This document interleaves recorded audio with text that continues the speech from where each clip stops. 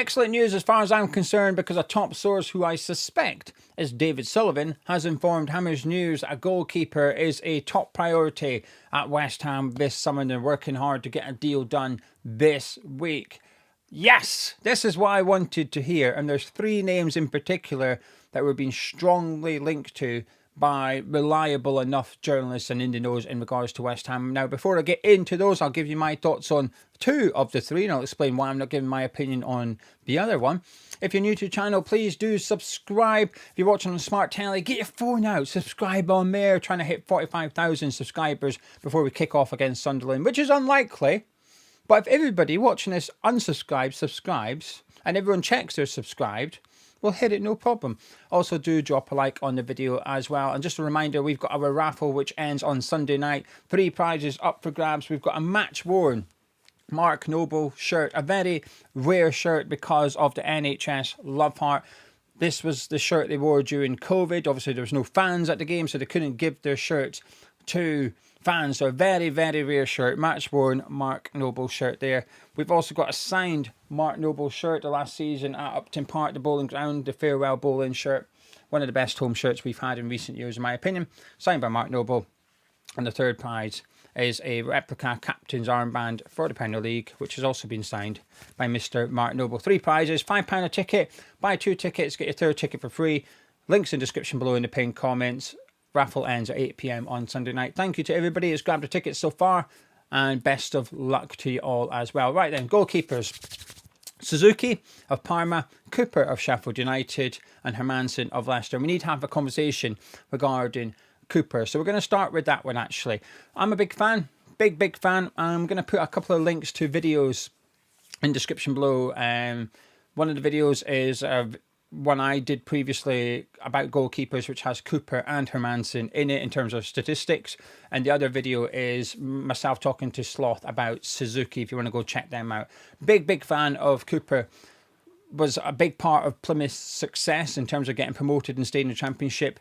Moved to Sheffield United for just £1 million, I think, and he's been absolutely fantastic at Sheffield United. I think he's a incredible shot stopper. I think he's really good at crosses. He's decent with the ball at his feet. He's not the best with the ball at his feet. That area could be improved, and I appreciate you thinking, hang on a minute, is this not the issue with Areola? I think Areola has an issue with crosses. Cooper, I don't have those concerns, and he's also a big upgrade on Areola. I think Areola is really poor when it comes to playing it out from the back. Cooper is not that. He's just not the best at it. There's better goalkeepers in that regards, but a big upgrade on Areola still. It's a big tick for me. Price tag is rumoured to be £15 million, but here's the big discussion that I've seen in the last 24 hours. His agent is Will Salthouse, who we know is, should we call it, a preferred agent of David Sullivan, to be kind. Now, I understand why people would say, oh, it's because it's Will Salthouse. I don't believe that. And I think because of what's going on with Callum Wilson, it's difficult. And I am critical of that deal. I am critical of our preference to Will Salthouse. But here's the thing. Us having a good relationship with Will Salthouse can have advantages. We've seen it last summer with Adam Wan-Bissaka. Wan-Bissaka is a Will Salthouse player. So what I don't think you can just disregard every single player on his books. It's a big agency as well. He has a lot of players on his books. So even just law of averages, we are likely to be interested in his players anyway. But I have no problem bringing players into West Ham that are good enough for West Ham, that are genuine transfer targets of Potter, McCauley, and in this regard, Casper Ankergen as well, because he will have probably a bigger say than Kyle McCauley in terms of which goalkeeper we actually go after. But if they genuinely want Cooper, I'm all for it. I don't care who the agent is. That's the big thing. It has to be their decision and not Sullivan's. I am hoping it's them that want Cooper and not Sullivan because of Will Salthouse. However, because I'm such a big fan of Cooper, maybe I'm being a little bit naive to think it's actually the coaching side of things that are picking Cooper, if that's who they decide to go for. I have no issue with bringing in Cooper, even though he's Will Salthouse's agent. I think this is where we actually could have an advantage. Now, there's downsides to this relationship. Callum Wilson. Because I asked the question, if he was not Wilson's agent, would we bring Callum Wilson in? I am unconvinced. But I don't think we should just disregard every single player that Will Salthouse has signed up to his agency. There are good players there. This could just give us an advantage. Just like 12 months ago when we signed Ano Wan-Bissaka, that was a good deal for West Ham United. If anything, that's the evidence. That's the evidence that actually bringing Salthouse players to the club can be beneficial. It just gets a bit frustrating when the deal perhaps doesn't make sense and, oh, coincidence, that's his agency. So it swings and roundabouts. There's advantages and disadvantages. And at times it will annoy me. And I will call each transfer as I see it. And in regards of Cooper, I think this would be a good signing for West Ham. I'm a big fan of him. I'm also a big fan of Mads Hermansen of Leicester City. He's the one I've always thought we'd go for. I've always thought he'd be the one. I kind of still do. Even though we're being linked to other keepers, my money would be on us signing Hermansen.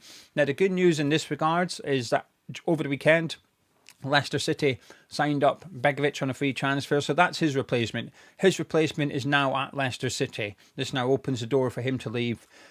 Price tag of 25 million. It's not cheap, it's expensive, but if it works out, you have a keeper that could feasibly be here for a decade. I remember Jordan Pickford looking expensive once upon a time. Looks like a bargain now, doesn't it?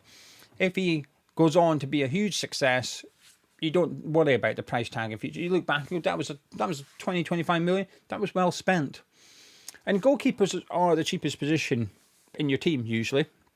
And at the end of the day, you could look at other players we've spent 20 million on. Nikola Vlasic, for example.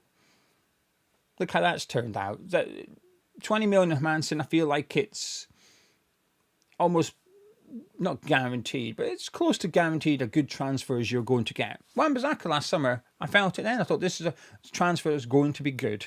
I almost struggled to see how it could become a bad one. Hermansen's a bit like that for me. I feel like it's almost guaranteed to be a good transfer if we went ahead with it. Now, obviously, we've got the links there between him and Kasper Ankergren, who was his coach at Brøndby. So there is that, and that's why I feel like Potter does rely on his goalkeeping coach's opinions. He's the senior of the two goalkeeping coaches we brought in. I'm just assuming that his preference perhaps would be Hermansen. Therefore, Potter would go with Ankergren and say, right, Hermansen's the one I want. He's available. He's going to be pricey, but he's available. You'd imagine he'd come to West Ham. And I'm convinced he's got the potential to go on and become one of the best goalkeepers in the Premier League. I genuinely believe that. Ball at his feet, fantastic. I think Cooper's better at him with the crosses, but his shot stopping, fantastic as well. I would be buzzing with the signing of Hermansen. I'd be delighted with it because we could at last do this whole thing. When you use your goalkeeper to play it out from the back, that's supposed to be a good thing. That's supposed to bring advantages. It's risky, but the advantage is, essentially, you're luring your opposition in. We can't do that with Areola. Hermansen, Cooper, we can start to do that. We can start to feel the benefit of playing it out from the back. And I think that's what's frustrating when I watch us with Areola and goal. We'll give it back to him and he'll hold on to it a little bit, but not long enough. He clears it pretty quickly for a goalkeeper that's trying to play it out from the back.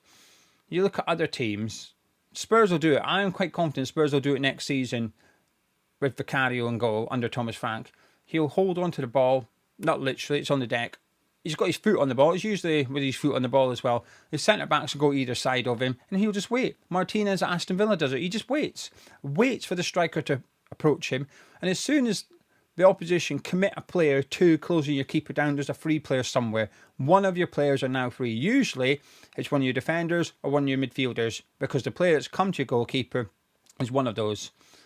And that's where you start to move the ball out. But you need to be confident to let your goalkeeper to encourage that pressure and then start playing out from the back.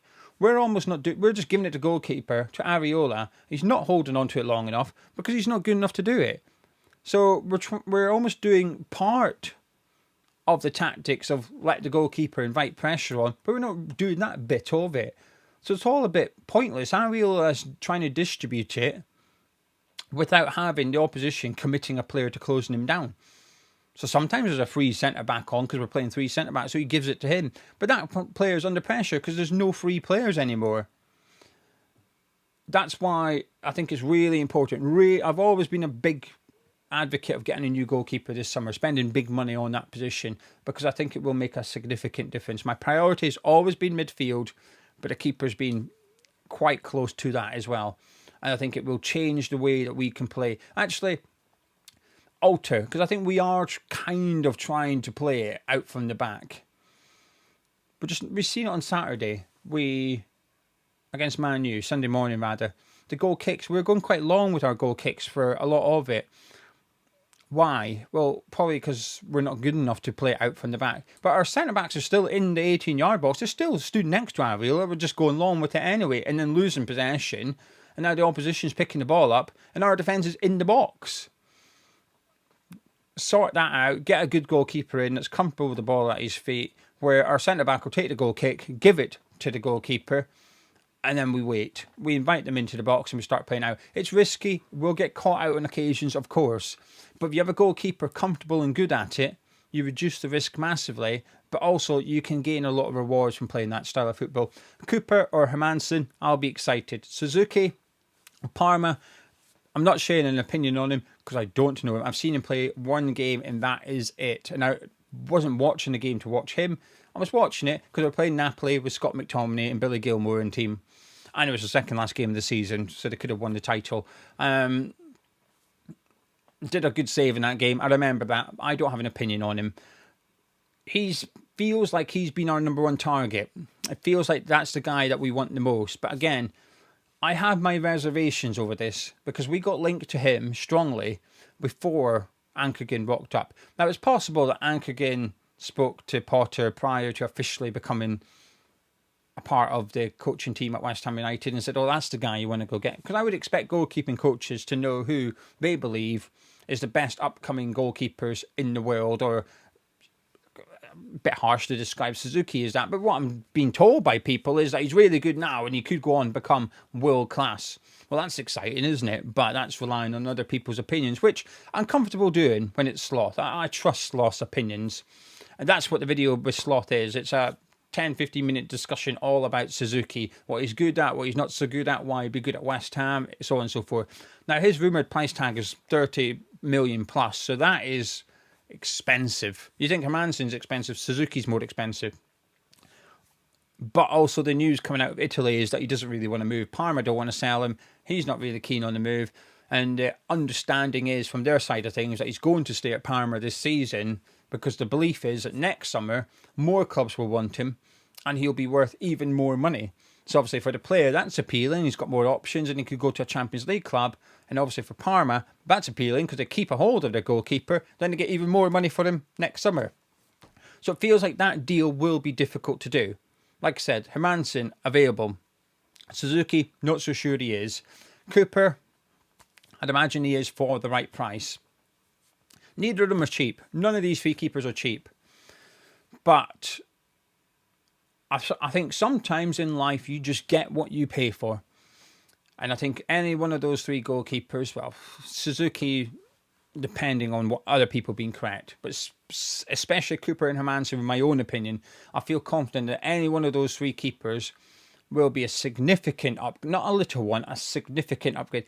Like Sufal to Walker Peters, I think is an upgrade, but I wouldn't perhaps describe it as a significant one. I think it's a reasonable upgrade on Sufal today. Sufal in his prime, no, I don't think there's much between them. But we don't have Sufal. We didn't have Sufal in his prime anymore, who, by the way, might be joining Wolves. But it's an upgrade, small one.